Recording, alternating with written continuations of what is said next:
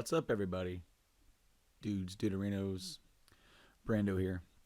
And, this is an episode I've been putting off for a while. This is the deep dive. This is my second deep dive that I've done. And this, I said before, I said it was going to be for The Last of Us. And I'm a little apprehensive about it because I want to do it justice. And, deep diving, I haven't really dialed down the exact formula yet of how this is going to go. Of course, this is a podcast that can be done with just myself. And that's kind of how I want to keep it. Just myself having a conversation with, all of you. I'm pretty much, getting into the, details of character, story, and lore and all this kind of stuff. And The Last of Us is a story that means a lot. I mean, it won Game of the Decade for a lot of different publications. And it's one of mine as well. We did the podcast right at the end of the year. We aired it on New Year's Eve, where we looked back at our favorite games of the decade. And, I picked, I think it was like 5 or 6. And this was one of them. It, without a doubt, was one of my game of the decades. And, that year... it came out the same year as Grand Theft Auto 5, which it's very, come on, these are two big colossal titles, but this is a different beast. Excuse me. The Last of Us, whereas Grand Theft Auto 5 is more of a spectacle, it's a big open world, and I'm not going to undercut anything that game achieved or any other game has since achieved, but this game could rival a lot of different movies within their style of portrayal of character, with their motif, I guess, if that's what I'm gonna say, like of how the character arcs grow, and the sheer care in which they shot their scenes and the little details in which they got out of the actors. It really shows in this game and within the story, within the characters. So The Last of Us was originally announced 2009, I believe, and it's developed by Naughty Dog. Naughty Dog split into 2 different studios for this. Not for this game, I'm sorry, but they made Uncharted 2, which was the sequel to, Uncharted 1, but Uncharted 2 was a massive success for them. And going into, a new IP, they split the entire, development crew into 2 teams. One did make Uncharted 3 and the other one to do a new IP. And that new IP was The Last of Us. And the project was written by Neil Druckmann and headed by Neil and Bruce Staley. Of course, and they worked, on Uncharted and all that stuff. I believe they also, the 2 of them worked on Uncharted 4 as well, which is why, whereas the Uncharted series is known for its big action movie. It's almost like a Michael Bay film in a game, mixing Indiana Jones, Tomb Raider, National Treasure, all these different kind of styles with the humor and the action and the craziness. Every other game is crazier and crazier, but that 4th game really brought in character. By the time you got to the 4th one, you cared about Nate and Elena and Sully. That 4th game and it got a little bit deeper and like emotional, and I feel like these were the right guys to do it because they laid the groundwork here as far as putting this into games. I think I mentioned in that podcast for the end of the year that the God of War story, a lot of people hailed as being a really great story, and following the the development between the father and son was groundbreaking, and I wouldn't necessarily call it groundbreaking. Not that it wasn't great. I really enjoyed the story, especially as a father, but I feel like the groundwork was laid here, in that maybe wouldn't have been. I'm not going to say maybe that it never would have been, but it was only made better because this game brought it first into games, and maybe there's other games out there that do this kind of character development and emotional development as well, but this game shines for that. But so development began in 2009. I want to say maybe they announced it, like the original trailer or teaser, maybe a little bit later, like 2010, 2011. But the game wouldn't come out until June 14th, 2013. It was on the PlayStation 3, and then of course it would then be remastered a year later for the PS4. I highly recommend getting the PS4 version. The PS3 version, you can't go wrong with it, but the PS4 offers little upgrades, better draw distances, better resolution slightly, and the 60 frames per second really help with the immersion of the game. And the one thing about this game that I think, you have voice actors, but when you have the actors, how they do that is that they put them on a soundstage, and they get the actors and they put them in the suits, and they're acting out the cutscenes, and they're going through the motion. So it's not just them in a booth, and then people animating to it. That's what makes it seem more real, and their reactions to each other, it's just all that more immersive, and that helps this game so much with the story that they're telling. And I keep alluding to this story, and I haven't got into it yet, and I will, because I will be kind of going along through the big story arcs through the game. But this, as I said before, because of the soundstage, because of how they did it, this is damn near a movie. When it's almost like an interactive movie. You play through the gameplay parts, and then you see these cutscenes, and you're getting, in my opinion, that kind of quality out of it. And props go to Troy Baker and Ashley Johnson, who played Joel and Ellie, for bringing that out. Those two, since this, it's very important because the story really focuses on those two characters, Joel and Ellie, and their relationship and how it changes and grows. That these actors need to be in it. And then, of course, they need to also understand where they had come from before. But their interaction with each other on that soundstage really helped these two characters come together. And So what is The Last of Us? What is the overall premise? Well, a lot of people think it's just another zombie game, and it's a different take on the zombie apocalyptic type world, because what you have is they use something in real life, and it's like a fungus infection that is found in insects and spiders and ants and stuff like that, and it grows out of the brain. It's like a parasite, and it takes over, and they're called cordyceps, and it's now found its way into humans, and people are infected, and the fungus starts sprouting in the brain, and it turns them into these primal, crazy, zombie-like creatures, because it's a bit different. It's not just like the decaying, walking, like you've seen The Walking Dead or even Resident Evil. When you see like a newly infected human, he's nuts. He's crazy. He's running around. He's clawing. He's scratching. He's punching. He's trying to bite. He's doing all this stuff. And if you get bit, then you're infected. But within days, you lose your mind, and you just go nuts. And then the longer you're infected, they have couple different forms of infection that I'll talk about in a little bit. But the outbreak started, and everything went to hell very fast. But I really liked that they chose that, because it grounds it in something in a more real, because it is something that really exists in real world, that we can associate with that more, instead of being like a mystery, like a bioweapon made by Umbrella, or anything like that, or some mysterious infection that we're all infected with, like The Walking Dead. Uh, I think it really just grounds it. It's especially, like, if you look it up, you can go Google it right now and then see videos, and it's crazy, but it's real. And I think that really makes it more horrific to think that something like this could actually spread, because all animal things, animal viruses spread to humans all the time. Because it mutates.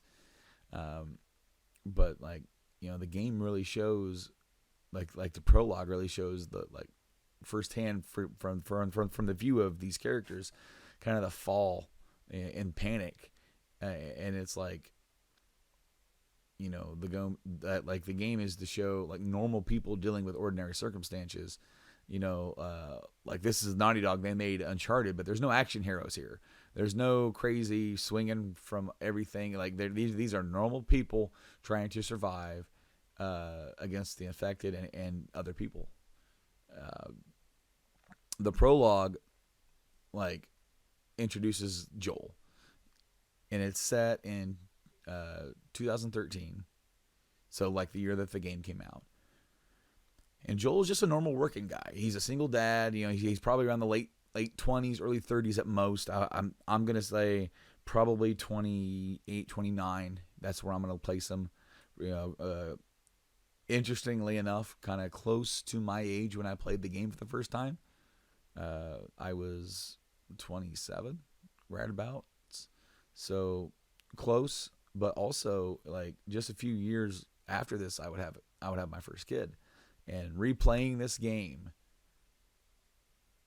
as a father changes it a little bit. You start associating more with Joel and understanding what he has gone through.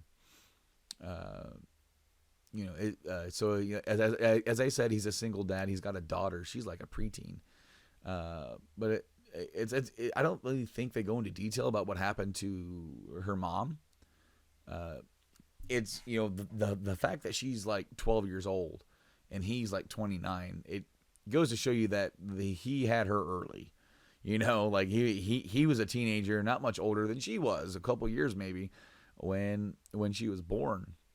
And I don't know if they ever mentioned that, if he ever got married to her, or if they stayed together, but it's just Joel and Sarah, and he is he's just a regular working man. He's stressed out about work and everything. That's the first cutscene. He's coming home, it's late, and he's talking to Tommy, who's his brother, as we find out, and he's just talking about how he can't lose this job, how he can't lose this. It's so important. He's the contractor, and I can't lose this job. And I like how that, because it puts you right in there. He's coming home from work, and he's stressed out, and now he's got to deal with home life, But then, of course, through the journey of the game, causes a major shift in his character over the course of the time gap that's going to come after the prologue. And we only get hints and subtext as the kind of person Joel turns into after this. But Sarah, as I said, she's about 12, and she just seems, absolutely normal. She's a preteen girl into the same kind of musics, and like movies, kind of like stereotype almost, like, because they have their own different versions of, like, the Twilight. There's some sort of werewolf movie that's out. She's into that. Joel, and there's a lot of optional dialogue that I'll be mentioning, throughout, where, like, he's like, yeah, she was into that. But what little characterization we get from her is that her and Joel have a pretty interesting and, like, pretty good relationship. From everything, she gives him a new watch, in, like, the very beginning. She's sleeping on the couch. He gets home, and she's like, "You're always complaining about your broken watch." And they joke around a little bit, and there's that line where it's like, "How'd you have the money to pay for this?" She goes, "I sell drugs, hardcore drugs." And all he says is, "Well, maybe you can just help out with a mortgage then." So just that scene really defines kind of the kind of relationship that they have with each other, and it's very well written. And if you guys ever get a chance to go check out Retro Replay, that is Troy Baker and Nolan North's gaming channel. I actually saw the first video of them playing The Last of Us because they're starting to play through it, and they actually had the actress who played Sarah, and they were talking a little bit about this opening prologue, and Troy mentioned how they filmed that scene of him after they do that whole scene and they filmed it, and then they also filmed on the soundstage of him picking her up and carrying her to bed. And I thought that was so neat because they didn't have to do that. That's a scene they could have completely animated, but they captured it. And then during one of the takes, he lays her down, and it wasn't a line. He just ad-libbed, "Good night, baby girl." And he said, Neil says, "That's it. That's what you call her. That's it." That's another little subtle line of thing that Troy added to the character that grounds him and makes him more human.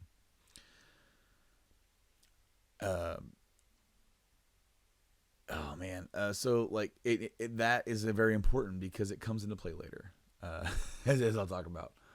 But then he puts her to bed, and then it goes into a little bit later, and the phone rings. It wakes up Sarah, and it's Tommy. Tommy's frantic. "Where's your dad? I'm coming. Whatever." And the phone goes dead, and then you play as Sarah, and I think that's really good. Because you're like, okay, so all the stuff you've seen, like, okay, so you play as Joel, right? But it puts you in the action as someone pretty helpless to the situation, and it gives you a sense of vulnerability as well as caring for the character's well-being. Like, you now care about Sarah because you're playing as her. It's like, well, we got to get through this, and that'll come to play for the end of the prologue. But she goes looking for her dad, and there's a TV on in his room. There's an explosion. So she's getting more frantic and trying to find him. And then she goes downstairs, finds a cell phone, bunch of missed calls and texts from Tommy. And Joel runs in from the outside, telling her to stay back. Something's wrong with the Coopers, the neighbors. They're not hanging out anymore with Mr. Cooper. But so Mr. Cooper bangs on the little patio door or whatever, the sliding glass door. Breaks through the glass. Joel shoots him, and she sees that, and she's stunned, completely and utterly stunned. And he's like, listen, we gotta get out of here. We gotta go. And she's just, the way that they did that is so awesome because she's just focused. He's talking to her, but she's like, you shot him. Like he was fine this morning. I saw him this morning. And then Tommy pulls up in the driveway. Joel ushers her out of the house. They get into Tommy's SUV and start driving down the road. And you're still kind of in control of Sarah. And all you can do is you're in the back seat and you can look around and move around. And what I really, really liked about her is that, like, she is like, you get this emotion that she is stunned and just terrified. What's going on? She has no idea what's going on. And she just saw her father kill somebody, and she's very quiet and subdued. And, like, there's banter between Joel and Tommy, which is perfect. The way that they did it, they're almost like finishing each other's sentences. They really got that like really clicked in because it gives you a sense that these two are pretty close, and that they spend a lot of time with each other. And I think that really, really shows.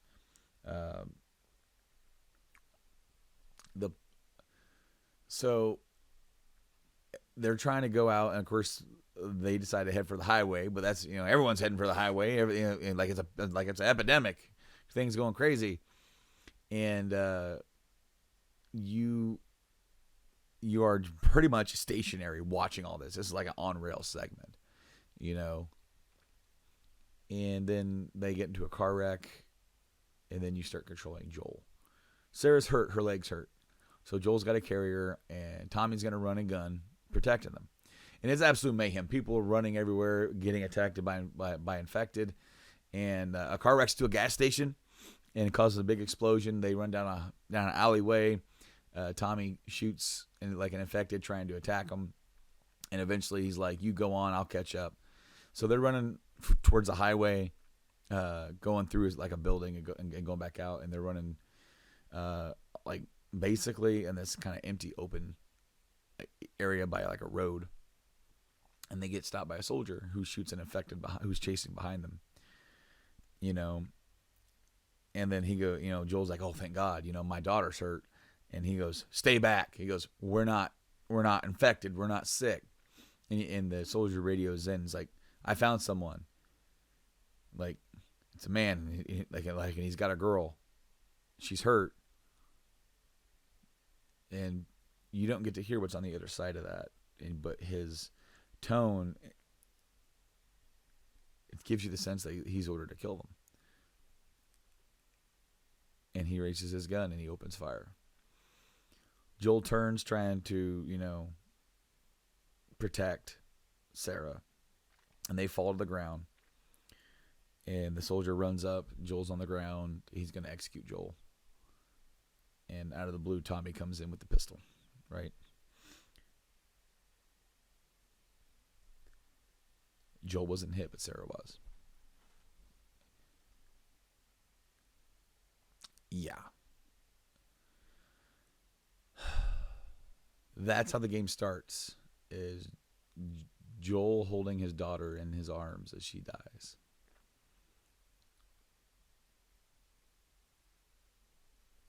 Tommy's in shock. He doesn't know what to do. Joel is panicking. He scurries over to her. She's bleeding out. He grabs her, putting pressure on it. He tries to calm her down, and she dies. It's an absolute nightmare for a parent. As I said, the whole thing kind of changed my view after I played it. After I became a parent, and the game just cuts to black, and then you get the opening credits. So Troy told a story in that episode that I saw. He told a great story about how they shot that scene, and he said he was going to just kill it, man. He's going to go in there.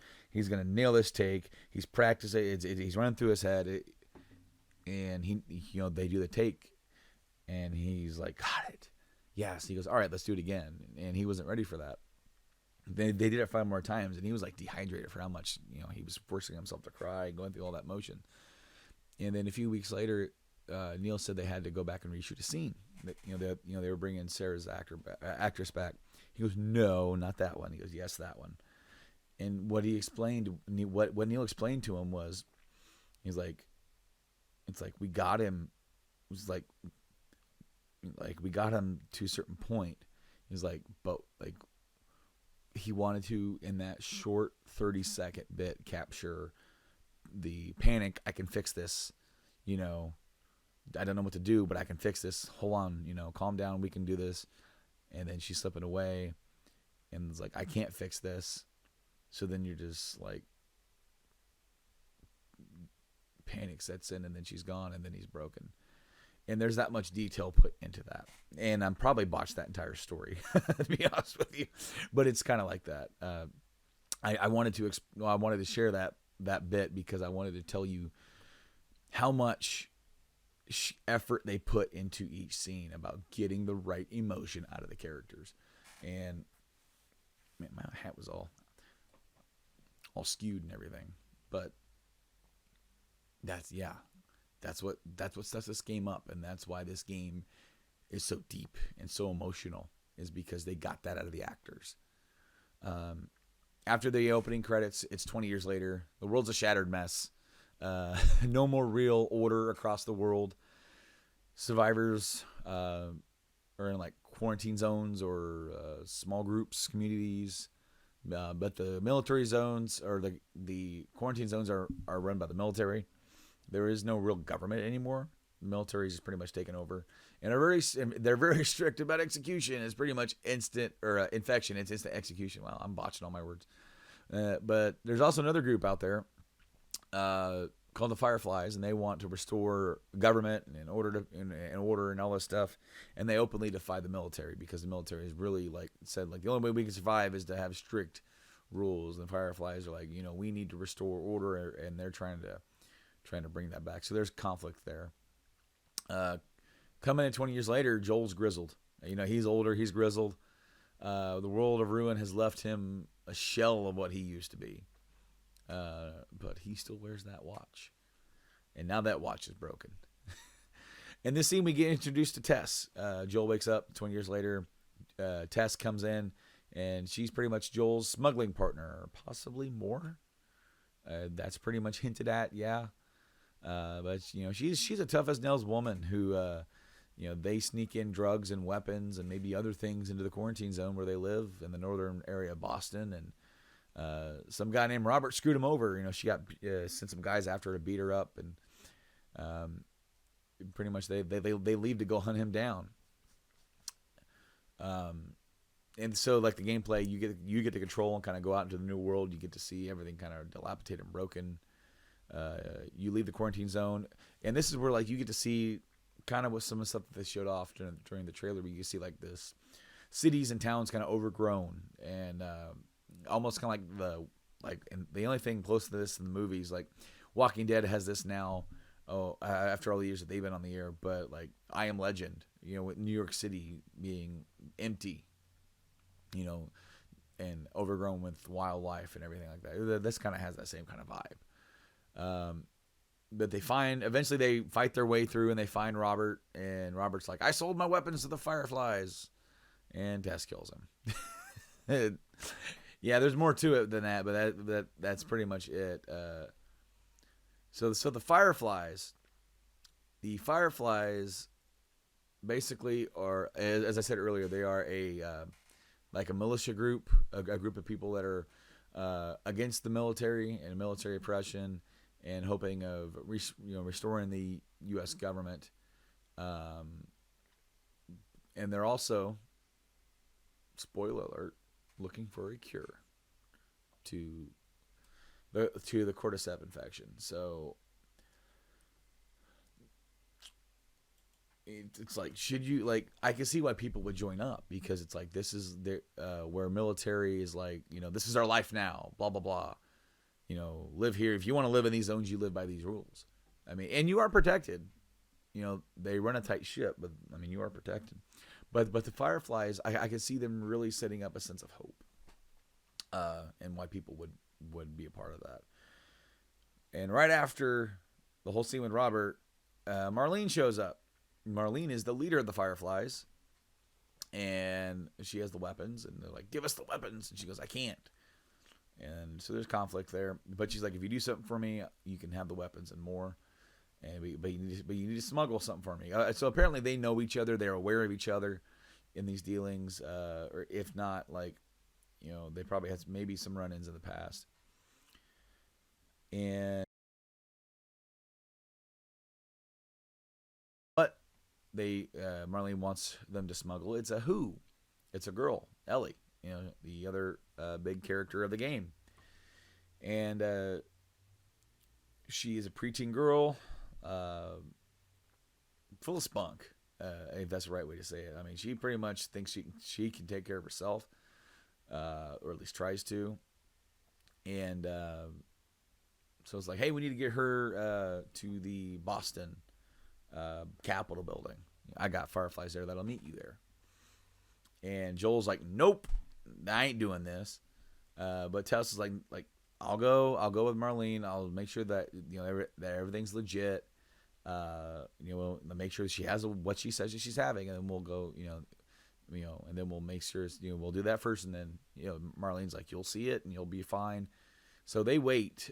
Joel takes Ellie to this waiting point, and he is so cold to her, doesn't want anything to do with her. It's obviously, in my opinion, PTSD from losing Sarah, and it shows. I think he's afraid of any emotional attachment. He lost the most important thing to the world to him.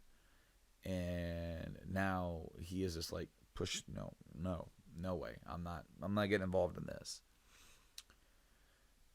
So Tess comes back, you know, and Tess is like, yep, we're good. You know, everything's checks out. We need to go, you know, let's go do this.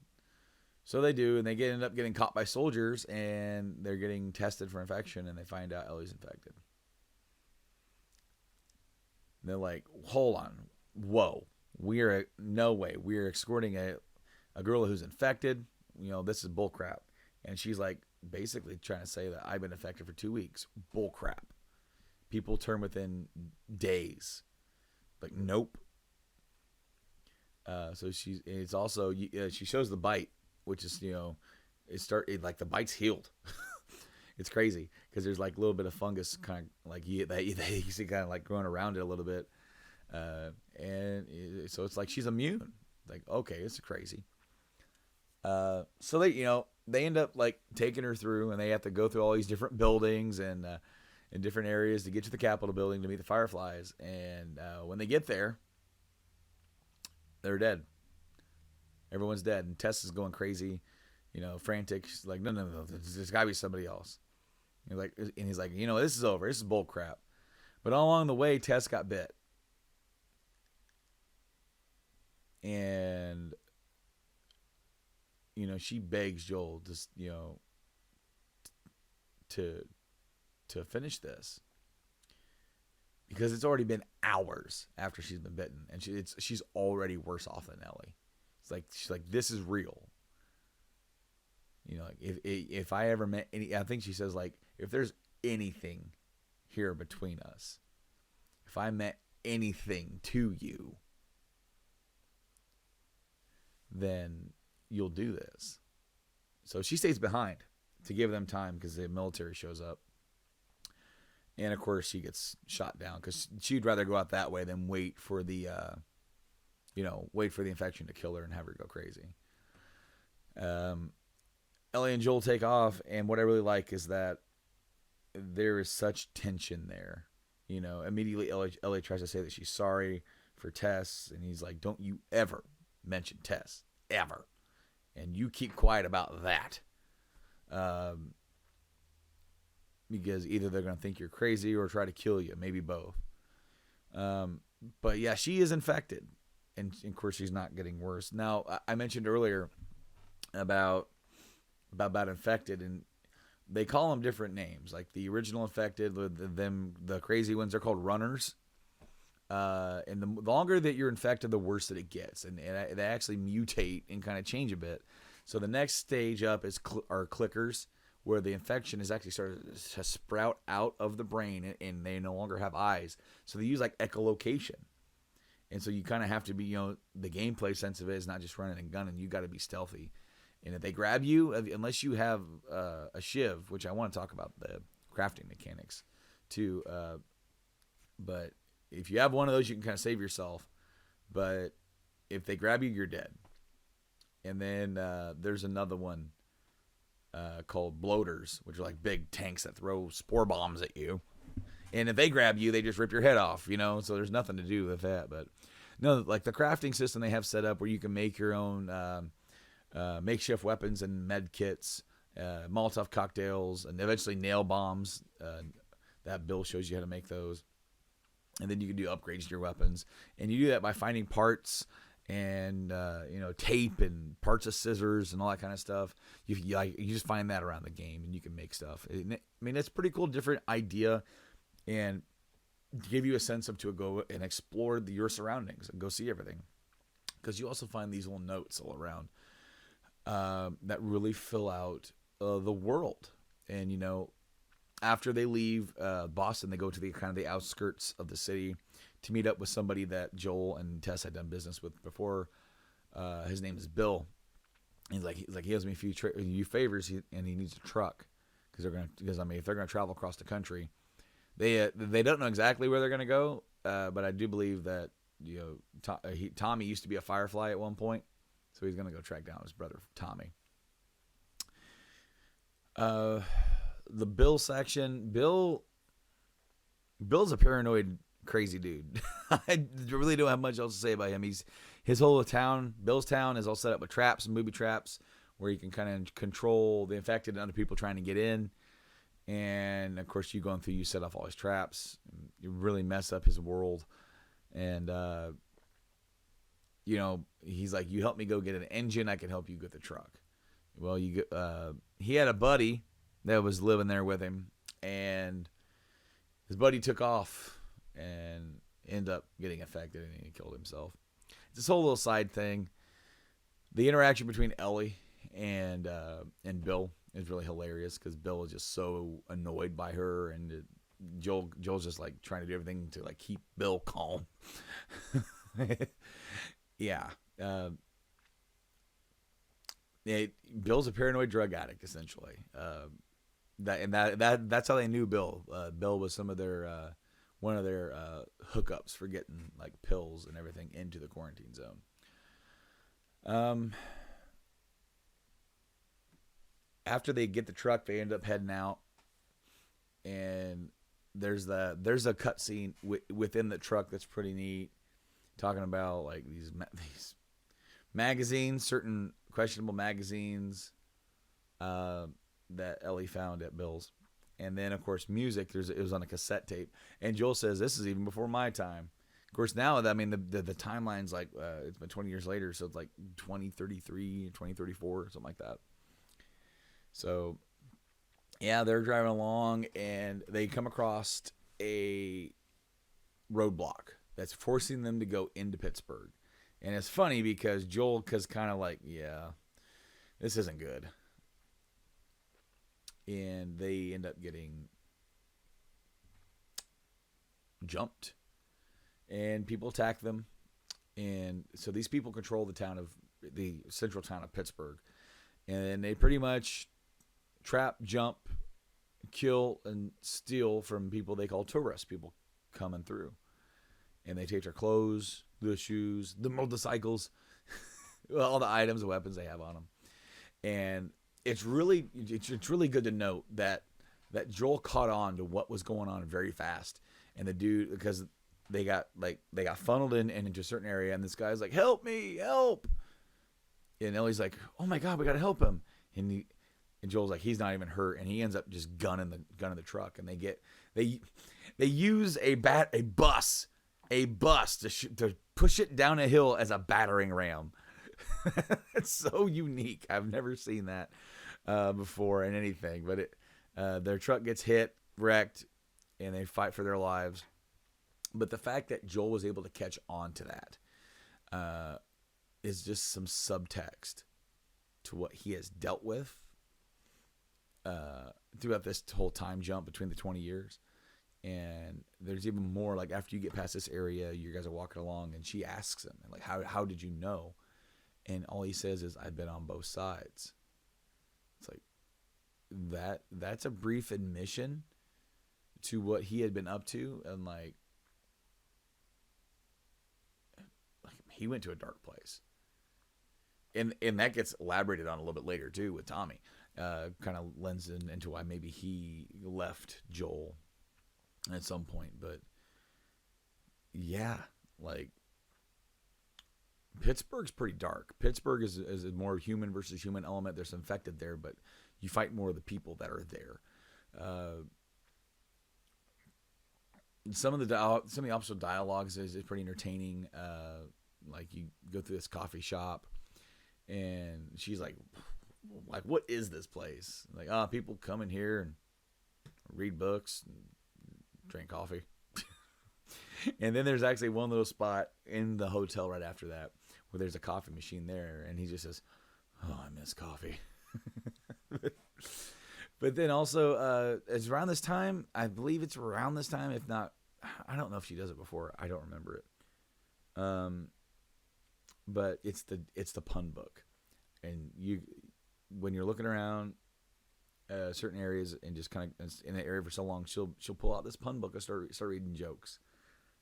And what I really like about it is that at first, Joel for most of them is just kind of grumbling, like, and then eventually he'll like, "I've actually never heard that one before." It's the change.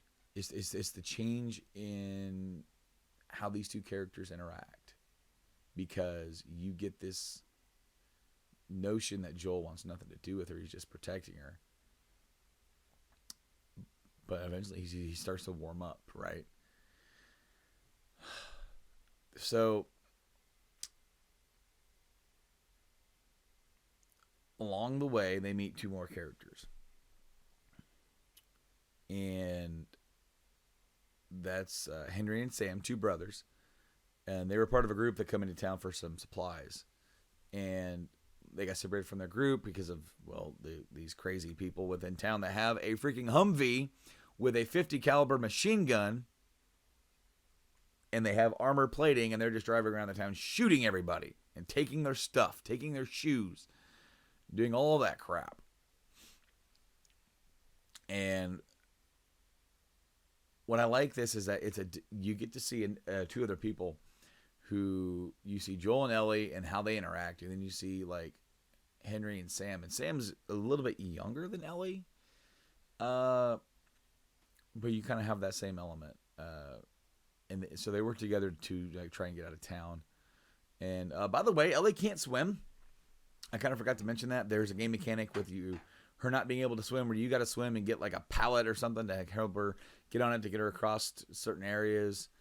And which is funny, because when you're on the run from this group in this dang Humvee, you're going across this bridge. You've been working your way towards this bridge. You see it in the distance. And you get there, and the bridge is out. You can't even cross the bridge. And so in order to avoid death, she jumps off. Joel jumps after her, and they're washed away in the stream of the river. It's going a lot faster than what it seems.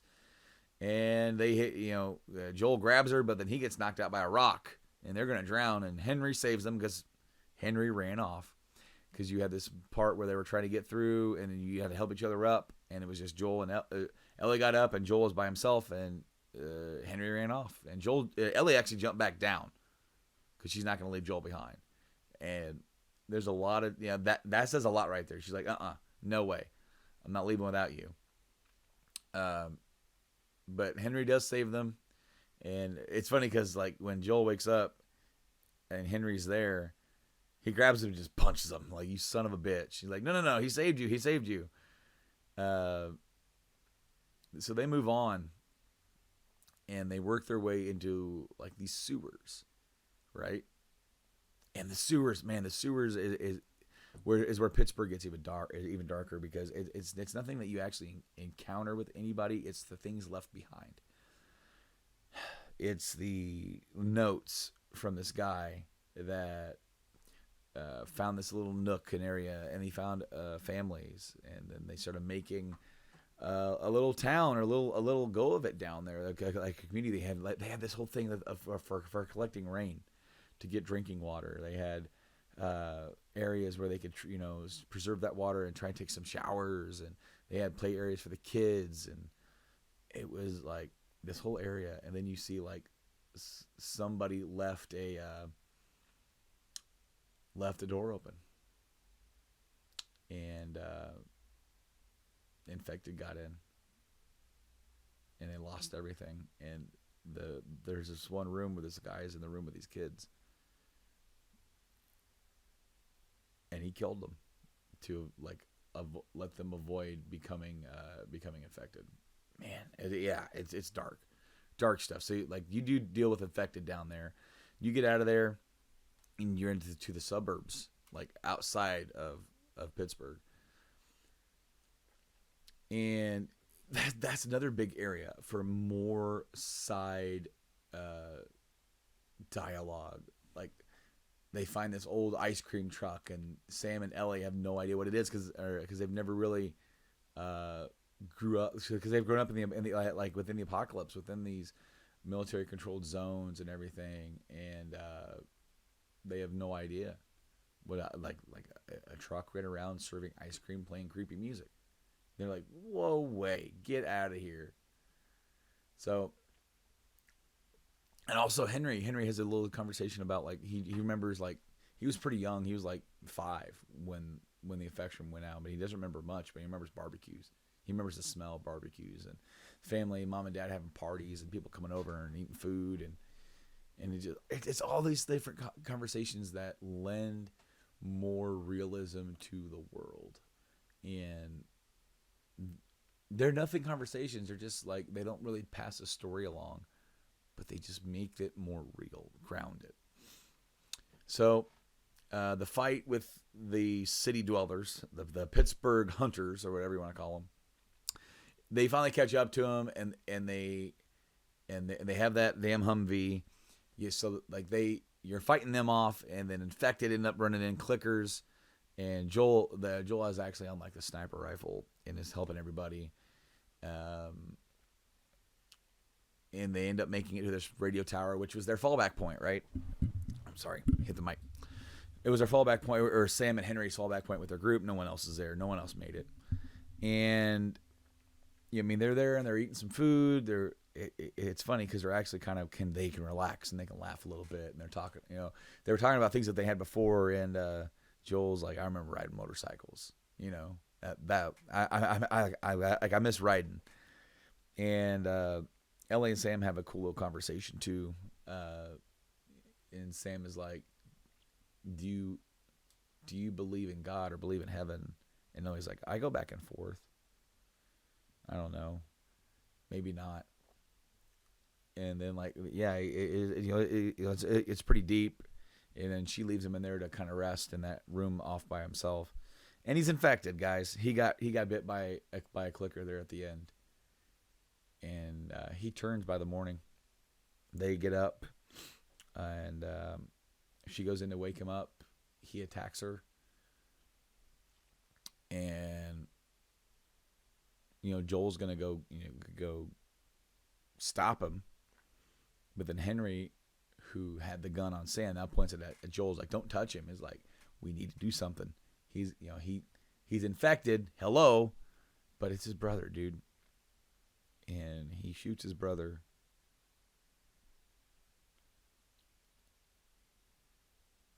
And then Joel's trying to talk him down, give me the gun, son.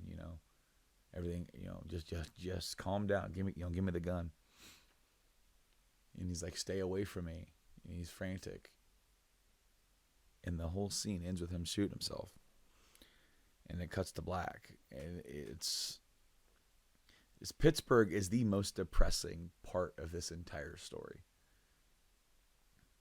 Because that's something deep that happened that's something that both Joel and Ellie had an encounter with, that they kind of carry with them, going forward.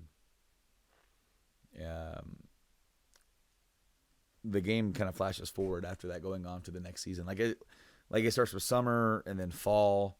So we're in fall now, and they're in Wyoming, and they end up being outside Tommy's place, even though they didn't really know it was Tommy's place. They were looking for Tommy, and they happened to stumble across him. And Tommy greets Joel warmly. Hadn't seen him in years. Tommy's married, and she tends to Ellie while Joel and Tommy have a nice long talk.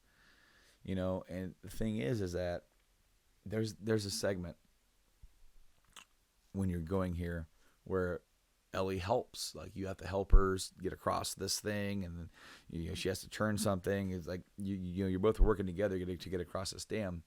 And when you're walking across, it's completely freaking optional. But she holds her hand up for a high five, and you can high five her. And I told you that because Joel was trying to pawn Ellie off on Tommy. He doesn't want to continue this anymore.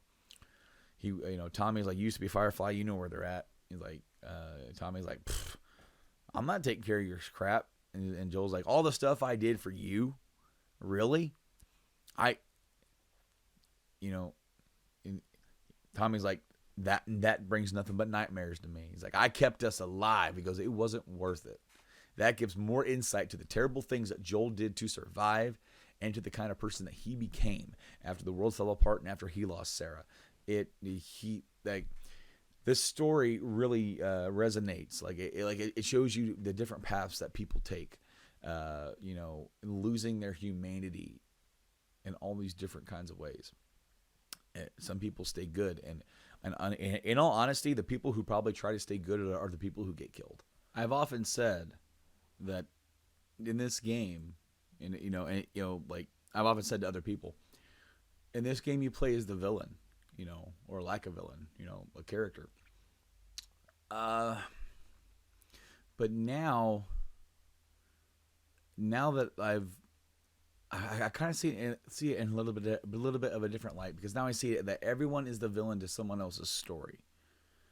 in this world. The theme of the game is that life goes on and people find a way. And for a lot of people, that becomes stealing and killing and other horrific things.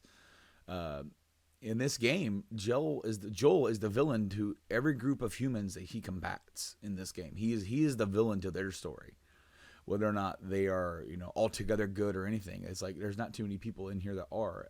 What I like is that is the shining example of what Tommy's building. It's almost a hope. It's like what I said about the Fireflies in a way. Tommy has built a community around this dam, and they have electricity, and it's refreshing. It's a refreshing sign of people coming together instead of being pulled apart by the broken world, and to show that there's hope. There's hope that we can live, that we can survive, that we can do something together, in this world that's like completely broken. But of course they're attacked because why not? Nothing ever goes good. They're attacked and they have to defend the dam. And afterwards, after Joel helps out with the attack and everything, he agrees to take Ellie. But hold on, before they go and talk and have the big kind of like argument, he offers Joel a picture. He went back to Texas. He went back home. He was going through stuff. He said most of the stuff was gone. But he found this picture, and it's a picture of Joel and Sarah after a soccer game. It's a picture that I want to say is like up on like Sarah's, like it's either in a picture frame or tacked to the wall, but it was still there, and Joel refuses it, But when they're talking about like Tommy agreeing to take Ellie heard and she ran off, and they track her down. You have to fight some guys getting to her and all that kind of stuff, but you track her down, and there's a big moment for the characters as Joel and Ellie talk, because Ellie's reading this diary and she like, this is so silly, all the stuff that they had to worry about. Is this really all it was? And of course, she has all the examples she's had of life and things she has to worry about. It's a lot worse, right? But it's a big moment because like Tommy's wife told Ellie all about what happened to Sarah.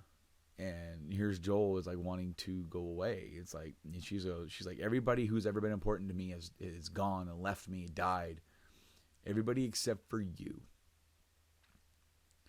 And now you're wanting to leave too. And she definitely feels abandoned.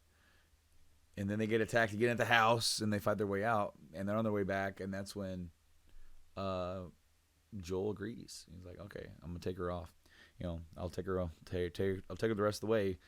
To this base at the University of Eastern Colorado.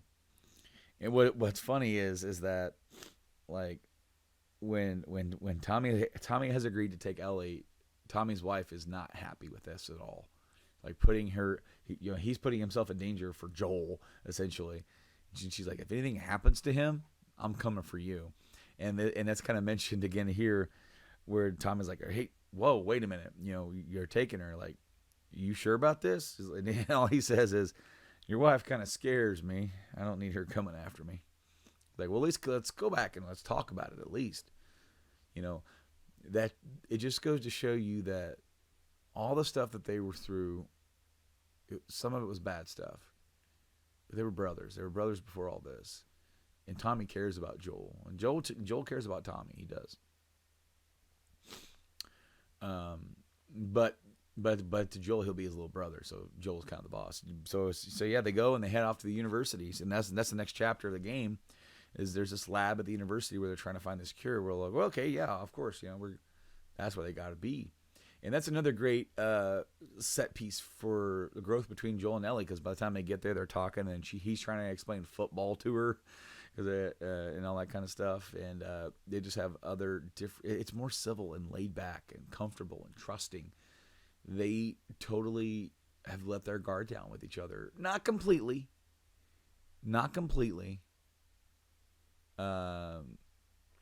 Because there's, but Ellie knows what happened to Sarah. And so they have that kind of understanding, and he's being more open. There's notes in the university from students to get you the backstory of kind of like from this point of view of like the fall of society. Of what was going on. Ellie asks about college. She goes, what did people do here? It's like, so you went to school and then you went to school again? Like, well, and then Joel kind of tried to explain it and like try to figure out what they wanted to be, party, try to find their way in life. And she asked him what he wanted to be, and he said a singer. She's like, no way, like sing for me. Like, no, not gonna happen. They finally get to the lab, and it's abandoned. It's gone. Like nobody's there.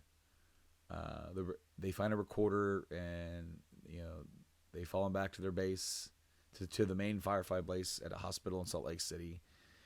And some more hunter dudes show up, like not from Pittsburgh, not those guys. It's a different group, but they end up fighting Joel and Ellie, and are struggling against him. Joel ends up in his tussle with a guy, and they fall off of this balcony, and Joel gets punctured with rebar, which is hilarious because if anybody has ever watched The Walking Dead, they kind of did that to Rick. I'm like, they took that from The Last of Us, damn it. But Joel gets hurt, man. He gets hurt bad, and Ellie helps him fight him off. It's this whole thing where like, he is on the ground, you're still Joel, and laying on the ground, and some dude runs in, you still have to aim while your vision's blurred and while he can't hold his gun right and try to shoot. And then she tries to help him up and pull him off the rebar, and you've got to help her and press the buttons. It puts you right in it, like right into there. And you have to fight your way out, and he's struggling. I like it. They did the whole like visual thing where like the vision's kind of blacking out. He's losing a lot of blood, and together they fight their way out. And she saved him. She saves him, and she tells him, "If we get through this, you are so singing for me." And it's one of the last things he says. He just chuckles and says, "You wish." And it changes the game because now we go into winter with Joel hurt, and you play as Ellie. When they make it the game, they told you wouldn't play as Ellie. She's your sidekick, but it was all a lie. It was all a falsehood because you do play as Ellie while Joel's out, and she's out there hunting, looking for food, and comes across a couple guys, and they tried to like barter for the meat. One guy's like, "Let's just take it." And like, no, like there's got to be something we can give. And she's like, "Medicine." So one guy goes off to get medicine. The other guy named David stays behind with her and tries to build up trust with her. But then he sort of figures out that she might be familiar. The group from the university, David is their leader. And he kind of lets her get away to track them back to where they're hiding, because Joel and Ellie killed a lot of them, and they want some revenge. But she is able to lead them away from the house. Like they're in some basement. She was keeping Joel in some basement, and they did give her the medicine before they let her run off and track her back. They gave her some antibiotics because thankfully there's a whole DLC for this game called Left Behind that is actually it's set in two different parts. You play as Ellie, and part of it is set before the game begins, where you get to see what happens to her and how she gets infected with her friend. The other part of it is set right before this encounter, where you're in a mall, and some of the same people are tracking you and finding you there's infected in there, and she's trying to get a first aid kit to help fix up Joel. And I'm sorry, I hit the damn mic. I keep hitting the damn mic. I've been having nothing but troubles for this episode. Hopefully you guys will not see any of them, because I completely lost power at some point. You're probably going to see a transition. You probably saw it already. But yeah, no, the Left Behind DLC is really good, and it dives deep into just Ellie and in that stuff. And but I understand why they didn't put the whole play as Ellie in the mall thing in the game, and they saved it for the DLC, because coming to it here feels more natural, especially when they're able to use that thing, play as Ellie trying to save Joel, play as Ellie with Riley, I think her name is, as like her friend, possibly even girlfriend, but and how like she couldn't save Riley, and then they both get infected, right? They're both doing something stupid out goofing off, essentially being kids, but she's able to lead them away. She gets caught And that's when she realizes these guys are cannibals. They eat people. Well, only when they have to, I guess. As if that's a comforting thought. But after she gets caught, Joel wakes up. He's still hurting. And some people are still there in that little area trying to find him, and you can take them out. And he overhears that they've caught her, and he captures 2 of them and interrogates them. That scene shows how ugly and dark to such a dark place that Joel is willing to go. Holy crap. It is now so important to him that he saves her, that he stabbed a dude in the kneecap and then made him mark with his mouth with a marker. This dude's tied up to a chair, right? And he said, if your friend doesn't doesn't point this at the same spot, like, I'm going to kill you. And then as he walks by, he grabs the dude and kills him anyway. And he walks over to the other dude who's chained to, like, a handcuffed or tied to a radiator. And the dude goes, yeah, you're crazy, man. He told you where they were. I'm not telling you nothing, man. Like, you said, basically, like, man, you're full of crap. Like, and Joel's just like, I believe him. And then he killed that dude. It shows you how far he went and how dark he got during those years, because it's coming back out now. When he's trying to protect what he wants, he went dark. And then Ellie's able to get out. I don't know if Ellie broke David's finger, but of course, they're gonna chop her up, and she's like, I'm infected, and all this stuff. And then she gets away. They chase her. It's in a snowstorm. They end up in this restaurant. David's hunting her. This whole gameplay thing where you're trying to be stealthy. You're not walking on the plates. So a bunch of plates. He can hear you. It's a boss fight kind of ask. You're trying to cat and mouse. But then you guys have this fight. And is he trying to rape her? I don't know. It's creepy as hell. Because it seems like he wants her there. And Nolan North plays David. And I cannot wait. I haven't been watching the Last of Us stuff on their gameplay channel, but I want to watch at least that episode, because both Troy and Nolan are in the game, and Nolan, plays Nathan Drake, plays all these other characters, and that's such a different, deep, weird fucking character for him to play, and he is like trying to kill her, rape her, and then Ellie gets a hold of the machete that he had and murders him. Rallies on him with that thing and just keeps whacking and whacking and whacking, and she's going nuts, and Joel comes in behind her to grab her to get her off of him, and she's going nuts, like, get off of me. He's like, it's me, and then she realizes it, and she just breaks down emotionally, and then he's like, it's okay, it's over, it's okay, and he calls her, it's all right, baby girl. He calls her baby girl. I told you it's going to come back around. Calls her baby girl. She's pretty much kind of become his daughter at that point. That's what he sees her at. Like, this whole journey, keeping her alive, how much they've grown together, how much they went through. After that scene, it goes to spring. And we're in Salt Lake City. They're near the end of their journey, and coming into town, Joel's talking. He's talking the whole time, trying to talk to her, and she's just distant. And I remember she says that she had a nightmare that she was on a plane, and the plane was going to crash. No one could fly the plane. She was like, I never even been on a plane. But the whole thing with her being distant and Joel talking more, it's like a role reversal. It's kind of like how the game ends, how it begins in theme, kind of like where in the early on, Joel is the one who's being quiet and distant, and she's trying to talk more, trying to break the ice, just telling jokes and, with the joke book, and trying to and then they're coming into town, Joel's like, when this is all over, I'm going to teach you how to swim, and then also teach her how to play guitar, It's such a different level of character for him because he's completely opened up to her now. And you know, they're kind of moving on. She's quiet, and then she sees something and she runs off. And you're like, oh, what's going on? And it's a giraffe. It's just a herd of giraffe because there was a zoo, right? And they got out. Life goes on.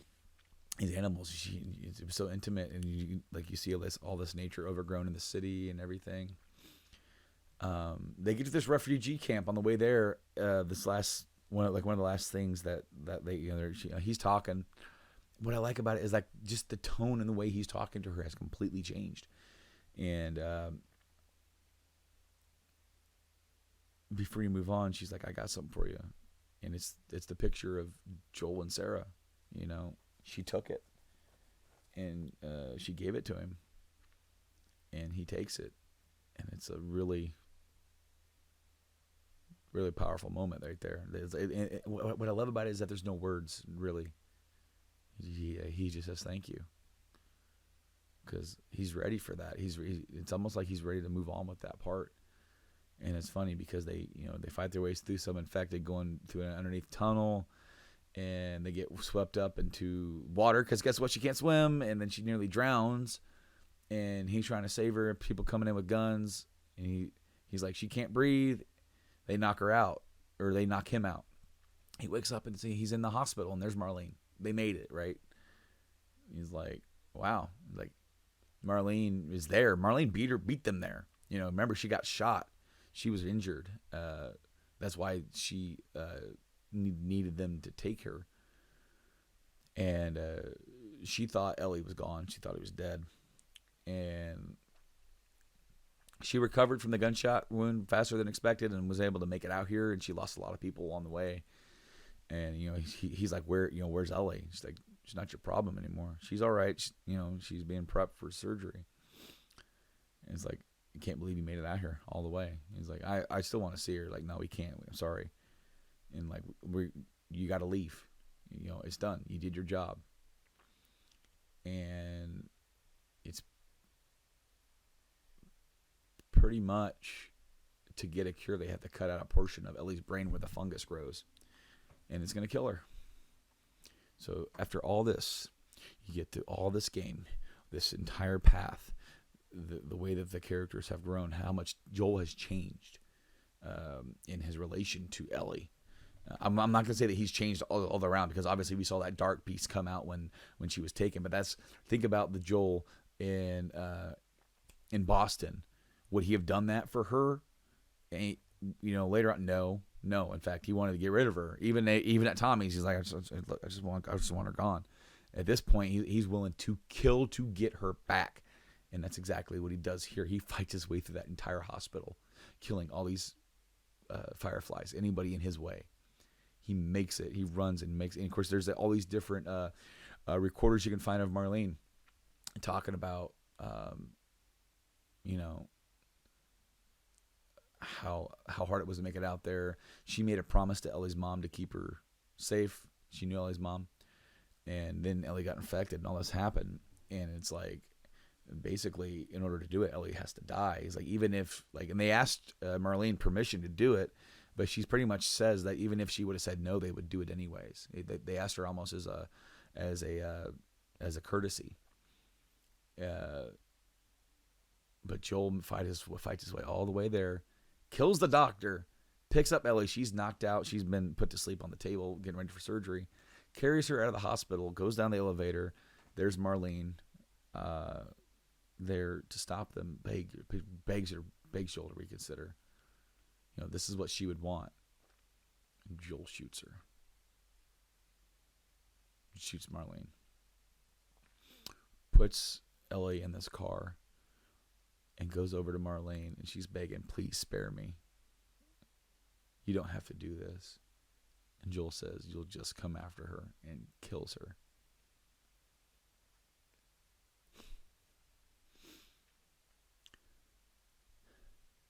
Ellie wakes up as Joel's driving. They're heading back to Tommy's. And she's like, what's going on? He's like, turns out they didn't need you. They found more like you. So we're going back to Tommy's. She's like, she knows something's not right. She knows something's not up. She doesn't really say much. And so, seeing cuts, and they're walking to the woods, heading back to the dam area. And you play as Ellie for this spot, and Joel's just talking. He talks about Sarah, talks about how he thinks Sarah and her would have got along great, you know, and before they can head back, she stops. She talks about how she got infected, how her best friend got infected, and she watched her die. And she was just waiting for her to die and to go be with her friend. And she never did. And then all the stuff they went through, Henry, Sam, Tess, all these people died along this way. It wasn't necessarily their fault, no, but like all this stuff. She's still waiting for her turn. She needs something. She needs purpose. She needs to know that all this wasn't for nothing. She goes, so like he's like, I don't know what to tell you. He's like, tell me the truth. Is what you said back there true? Are there more? And he swears it. Tell him the truth. And she says, okay. The credits roll. So we're going to find out, because we're making a second one, we're going to find out whether or not she believes him. I personally think she doesn't believe him whatsoever. And that she just kind of makes some sort of peace with it. Because it's pretty much hinted at, even in the trailers of what we've seen so far in the next game, that maybe they're not in the right pocket of like closeness. I think maybe she's kind of pushed him away a bit. But they even did I believe it was for the PS4, around the time the PS4 version came out, they did a live thing where they had a bunch of scenes and they did them live on stage with the actors. And there was even an alternate ending one, which it never aired. I can't find it. I think it was just for the live audience. If anybody knows where to find that, if they have a copy of it, I want to see it. Because it's an ending where, like, it's like Ellie in her room and Joel brings her a guitar. And, he's like, well, she kind of doesn't want to see him. But then he's there, and then she's kind of touched that he remembered about the guitar. And Joel's talking like, oh, there's some gal that Tommy's trying to hook me up with, thinks she could make me a good wife or something. Like, I don't know. He's like, I think you'd like her. She's kind of got your sense of humor. Told me a joke that's like right out of one of your books. And it's like, she's kind of like holding the guitar or whatever, and she's looking down, kind of being quiet, and like, he goes, well, I'll leave you to it. And she goes, what was the joke? He goes, what? The joke. What was it? He goes, oh, it's why don't we eat clocks? She's like, why? Like, because it's too time consuming. And she just kind of like smirks a little bit, and then so that was like an alternate ending or an extended ending that we never got. And that leads to me to believe that there is some tension in between there about that. Like, I don't think Ellie believes him whatsoever about that. And that is that going to come into play in the sequel? I hope it does. I hope that's not the main driving story, because it doesn't seem to be.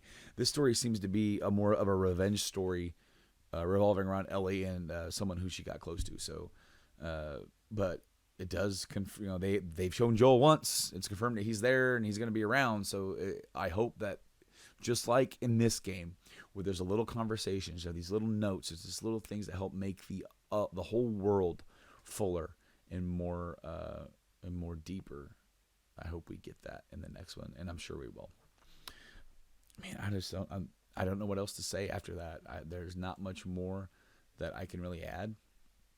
The music is great. The composer, I can't at this moment remember who did the composing for the game, because I don't want to botch it.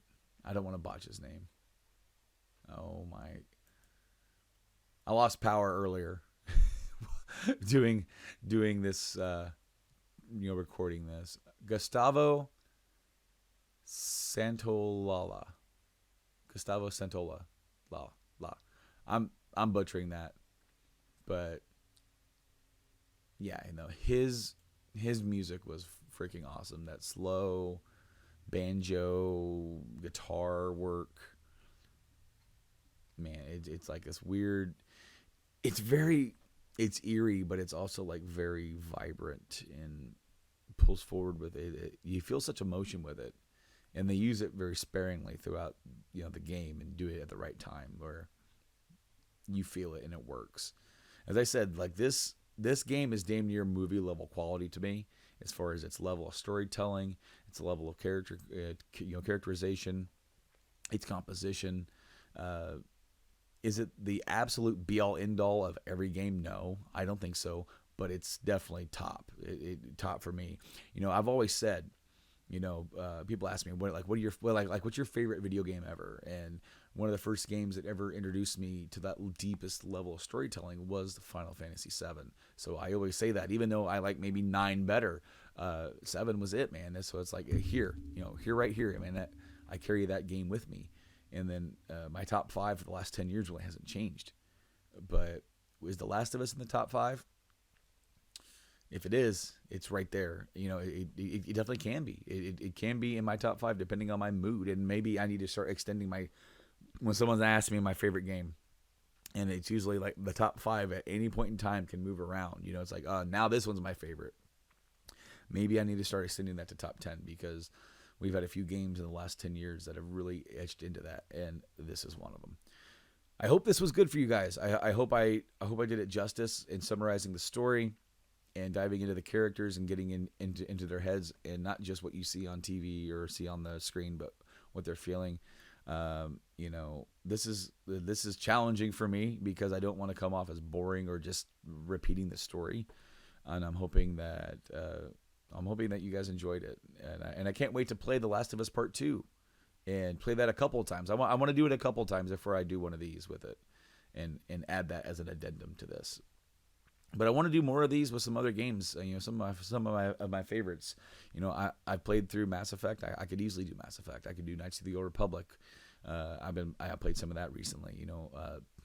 Possibly even could do anything, man. That's the cool thing with this series. I can sit here by myself, write my notes. I didn't write them on paper this time. I did them on the computer, but that's why you maybe saw like more brightness on my face. Maybe I'll put it on my other screen next time. But I hope you guys enjoyed it. This has been the deep dive into The Last of Us. You can check out the Game Addicts podcast all over where podcasts are available, and on YouTube.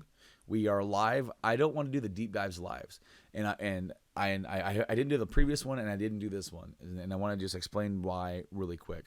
And that's because when I'm doing the podcast regular, when I'm talking about any late breaking news or anything like that, I like having conversation with people who are chatting along, and then that's fine. But for the deep dives, I have my notes, and I kind of have my concise way of how I want to talk and explain certain things. And when people will comment, or if I have somebody else in the room with me, it turns it into more of a conversation instead of a more cohesive line of dialogue in my head and straight to you. So that's why I don't plan on streaming these because I definitely will get distracted by the chat. And also for this episode, as I scratch my head, oh my gosh! In this episode, I lost power. Just like the last episode, the computer wasn't plugged in. This time, the whole power in the house went out. So hopefully, I can edit that right there, and you won't ever see me sitting in here in the dark wondering what the heck happened to my lights. So, guys, you can check us out anywhere on the internet's podcast services. Apple Podcasts are still down for me right now, having some issues with the host. So until that point. I still have the bug up there, but until that point, you check us out on Podbean, Spotify, Stitcher Radio, YouTube. Check us out on YouTube. Search Game Addicts Podcast. Gameplay and podcast stuff is there as well. So, guys, until next time, I've been Brando. Thank you guys so much for checking out this episode. It means a lot. And until next time, game on.